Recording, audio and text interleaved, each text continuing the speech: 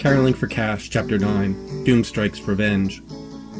Bill and Hershey are trapped, Russ worried. But alas, what can we do, Steve pondered.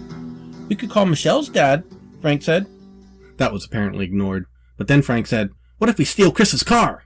That might land us in the penitentiary, or at least Barnes Hall Reform School, Steve surmised. Immediately Russ shot back. Heck, if we can't drive the car, how about we wedge something on the accelerator somehow? A 6-foot stick would be a great wedge between the seat and the accelerator. But how do we find one with all the snow on the ground? Steve asked. Russ and Frank looked at Steve's hand, where he twirled his staff. Steve felt the stare of Russ's and Frank's eyes. No, not Doomstrike. It's a relic. It's irreplaceable. It would be unfathomable. As he stammered, his head sank as he knew that it was also inevitable. Perhaps Doomstrike might hurtle an irresistible force upon an immovable object.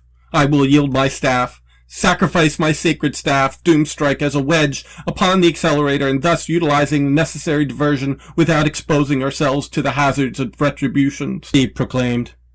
Doomstrike was a beauty, one of Steve's most finely carved staves, with a bulbous head and 2 natural horns pointing out. He had carved and sanded it for 2 years with different enchantments. We had all carved our names in it, too. Steve looked solemnly at his staff, then at Russ. Take Doomstrike, and do your bidding. But, just as life is fleeting, so is its charms, Steve. Steve trailed off and put his arm out with the staff.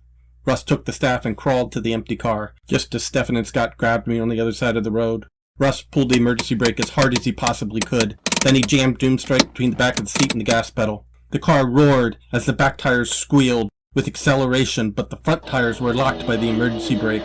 Russ said the car spun off in a fog of a righteous burnout. According to Steve, Hershey had just gotten to the other side of Bent Creek when the car started off. A quick explanation from Steve, and Hershey was back to me like a shot. This is the end of Chapter 9, Doomstrike's Revenge. Stay tuned for Chapter 10, A Turn of the Cards.